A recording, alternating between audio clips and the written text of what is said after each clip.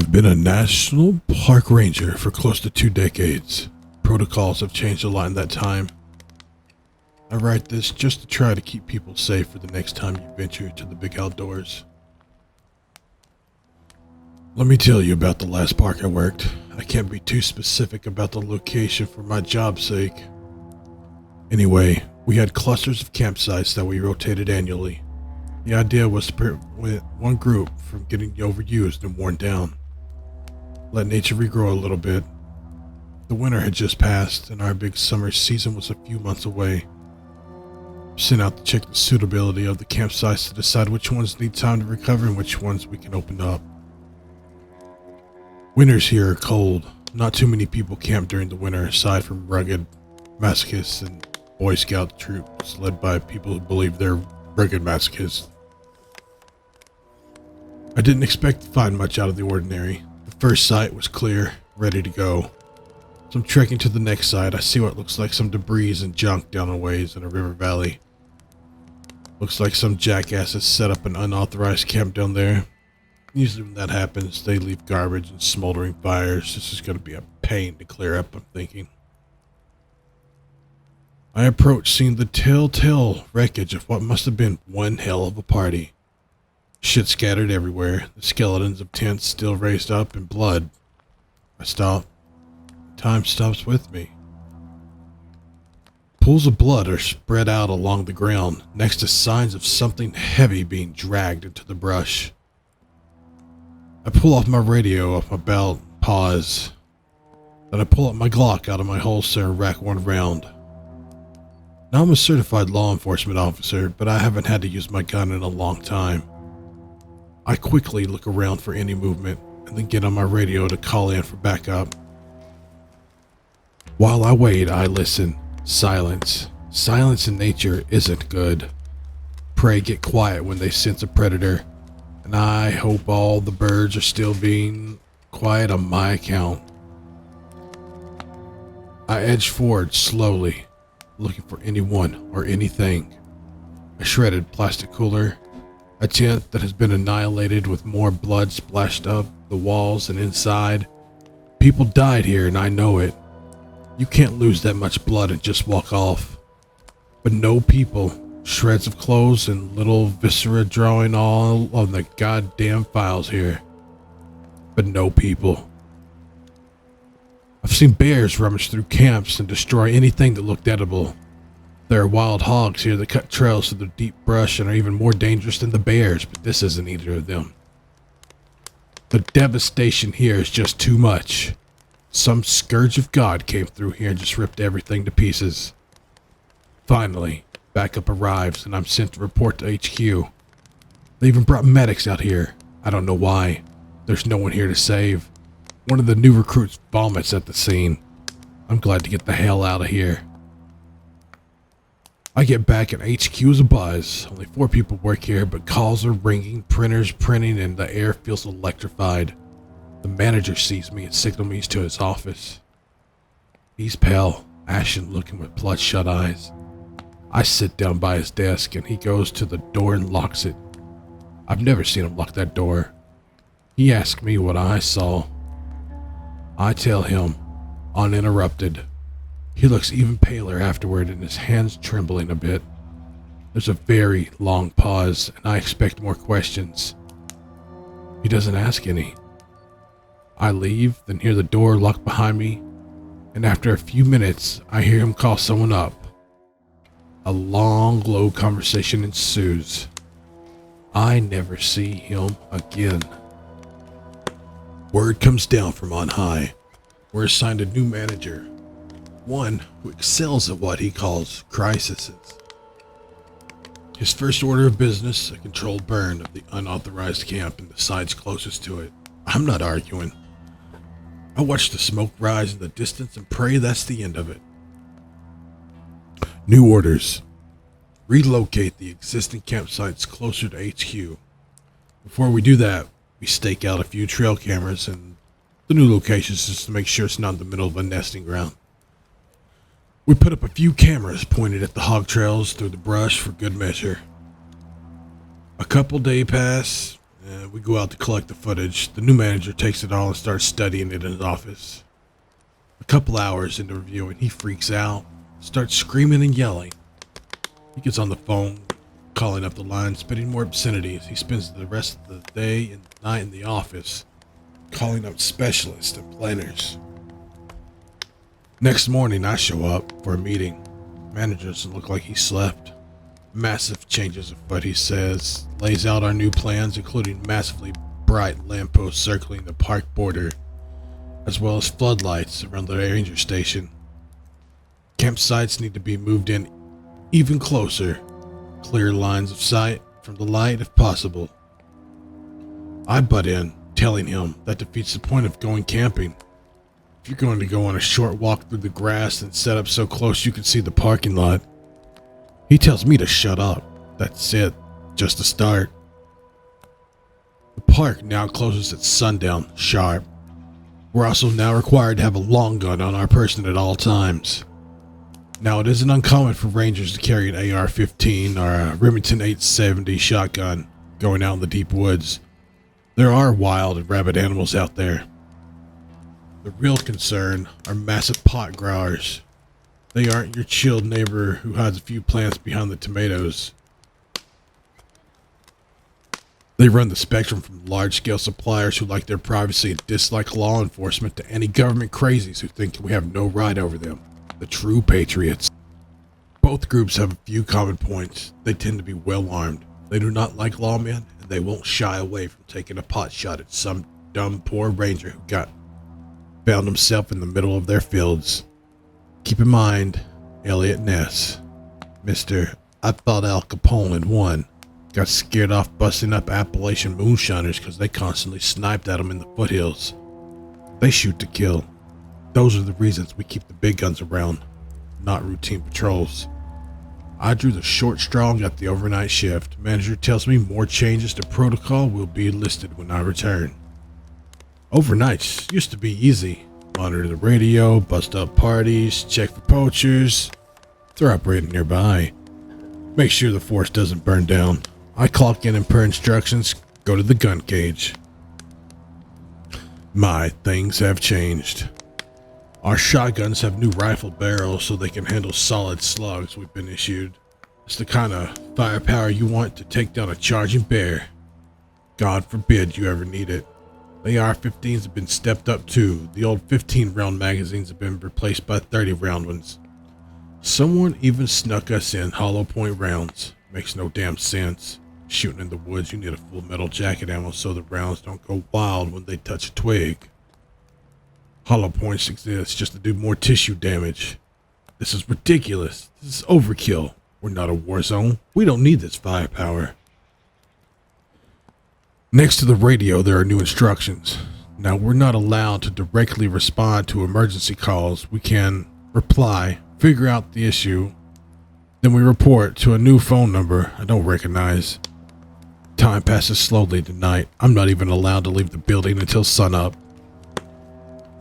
A few uneventful nights pass. The new floodlights and lampposts are frying my eyes. It's so bright out there a blind man can see. A week later, some kids roll into the lot. They grab their backpacks and start hiking up the ridge. I know what they're up to. No one's booked a campsite that night. Cheap young ones going on a camp out. That'll be a raging party. I wait for the sun to go down, confirming they're not out there for a day hike. I call my manager to report. He instructs me to call the new number. I report up to them now. A curt voice answers the phone. He asks my park, then pauses. He asks the issue. Bunch of kids on an unauthorized site. Do I go to break it up? I can see their campfire out the ridge right now. No. Don't leave the building. Do not attempt communication. That is all. Report if there are any developments. Right after daybreak, the manager rides up. It's real early. Have you seen them? Did they leave? No, the car's still there. Let them rest. They're probably all hungover. He curses non-stop and then goes inside to make a call. I'm outside looking up the ridge when he exits the station. One AR-15 in his hand, another one strapped across his back, Glock on his hip. He marches single-mindedly towards his car.